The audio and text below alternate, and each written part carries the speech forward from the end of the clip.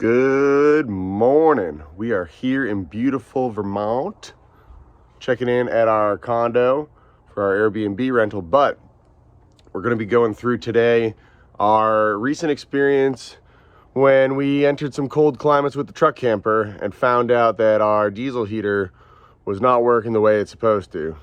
So let's see how those incidents transpired.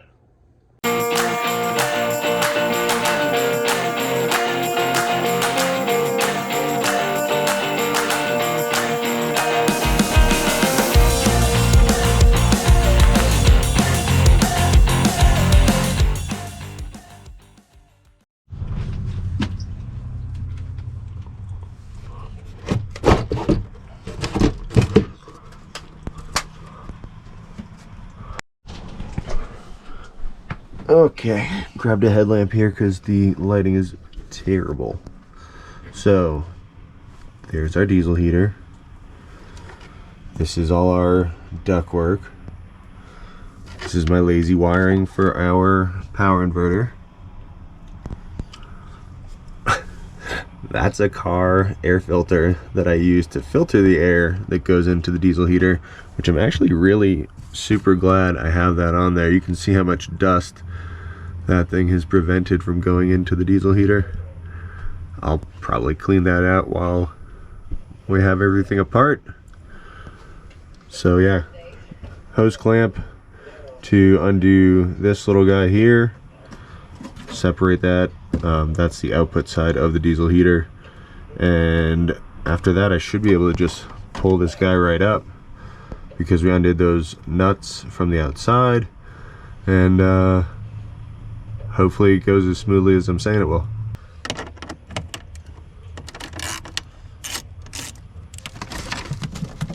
I'll tell you that Mr. Buddy kicked some serious heat. I got it next to my leg and I got to redirect the darn thing just to keep from burning up over here.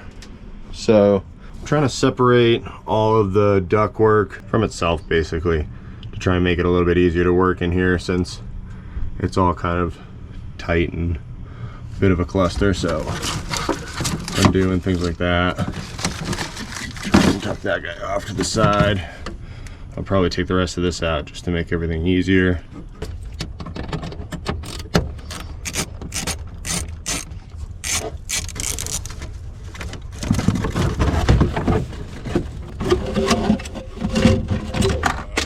So next we'll be disconnecting all the wires for the diesel heater. 3 sets of wires.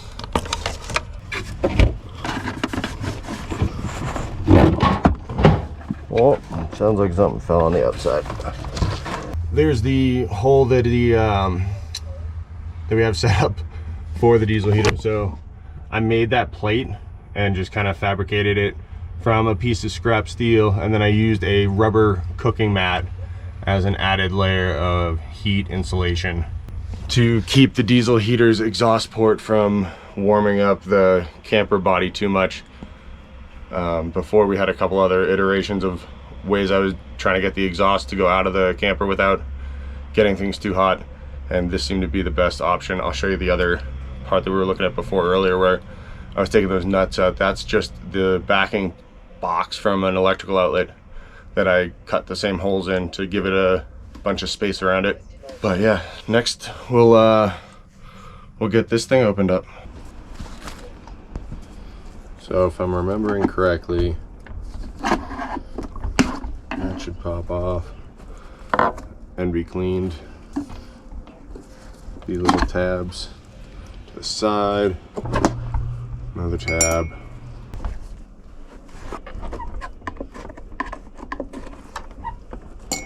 Up and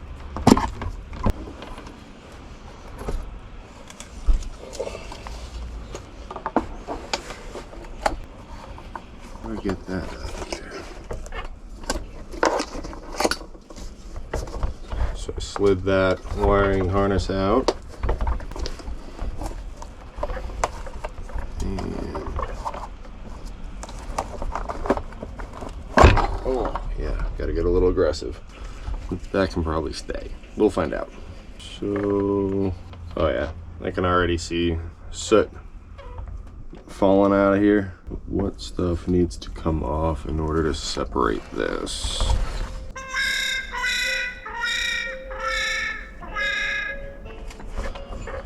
All right, well, let's try some stuff. So I'm gonna label the red wire with a little Sharpie, and I'm gonna label, let's see, a little Sharpie action on each side. I don't know what that was. Maybe me, maybe not. That's hard to discern. Let's be more definitive. That one and that one. Get the Sharpie of the redness.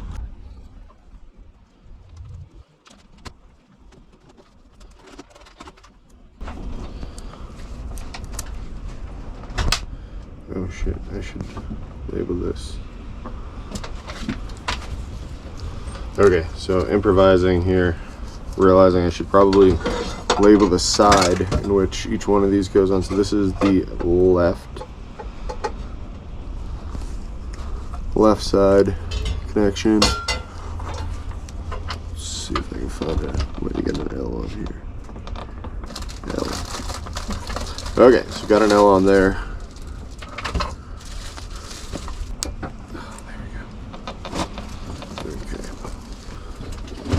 Try and scribble an R onto here. Yep, that'll do it. And put an R on the outside of that one. Try and not make too many mistakes.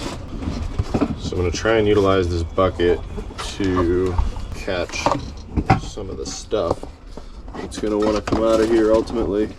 So it is a T25 Torx bit. Okay.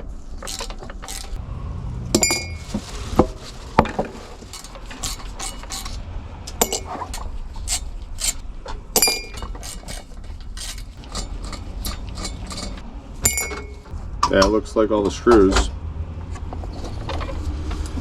all the hardware. Let's see what kind of a mess we get.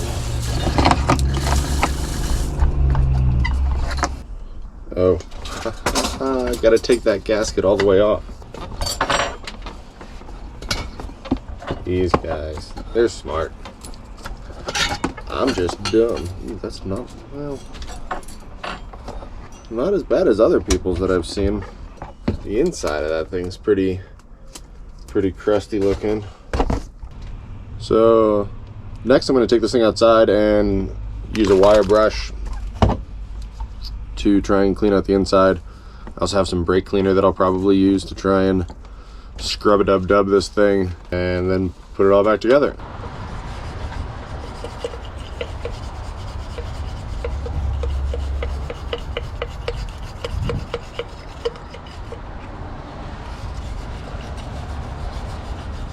Yeah, it's probably hard to see with the camera, but I can already see quite a bit of soot coming off. So part of what was happening to our heater was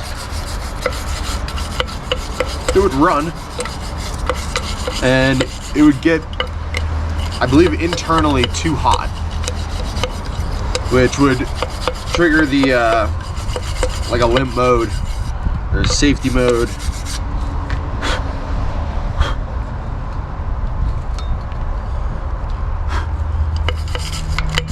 And it would run fine for a little bit if you ran it at like a low speed, but the low speed continuous running is a big part of why you have the soot problem to begin with. Apparently these diesel heaters, you're supposed to do this kind of a cleaning every 1,000 hours. I don't know if I actually do.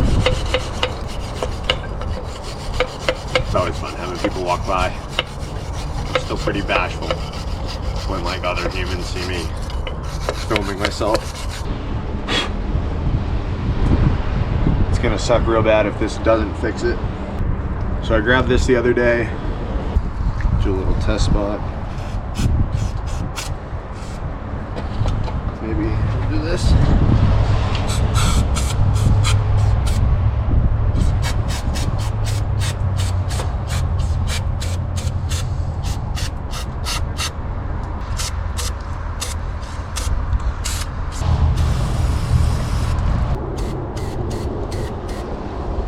Okay, I'm gonna put this to dry off, dry out.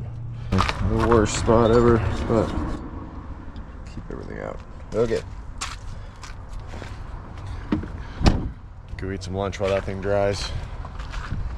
And then put it all back together. See if it fires up. Grilled cheese, soup. We've had this tomato soup just chilling for a cold day. And Marissa made it for lunch. Just looks.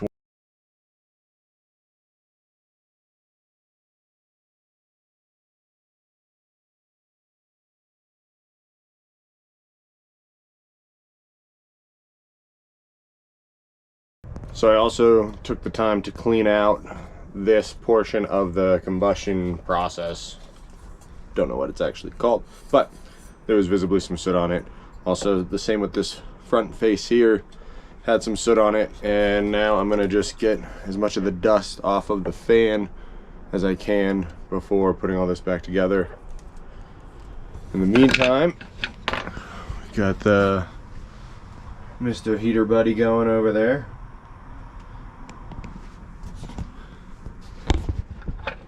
It definitely throws a lot of heat, but I hate staring at a little propane pilot light while I'm hanging out my camper or going to bed.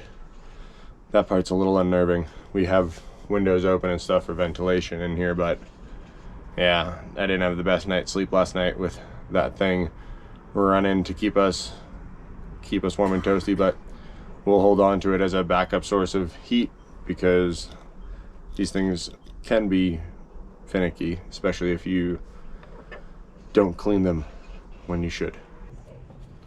Forgot that we needed to clean this fan off first. Sure enough, cat hair. What a surprise. Each one of these blades, just going through, doing a more detailed version of what I'm showing you here. But yeah, I'm gonna clean all that off and make sure that we're putting this thing back together as close to new and clean as possible.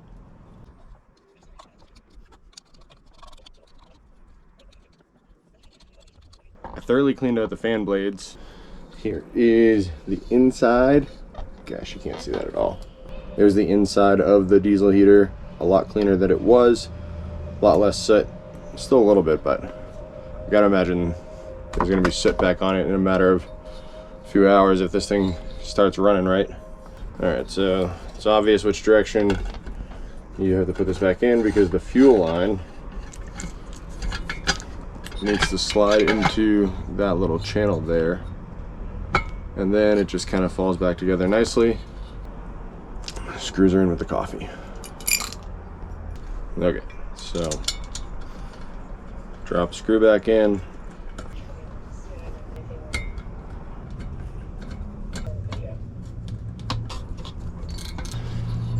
That back together. Put this gasket back on. Okay, so now we got to reconnect some wires here that were labeled.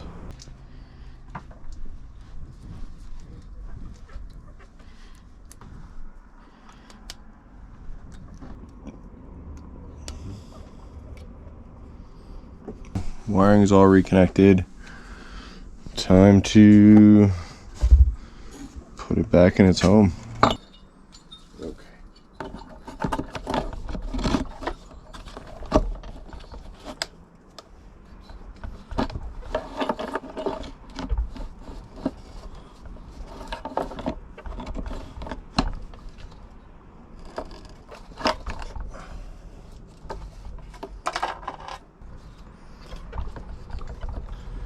Gasket's gonna go on at the end, I guess.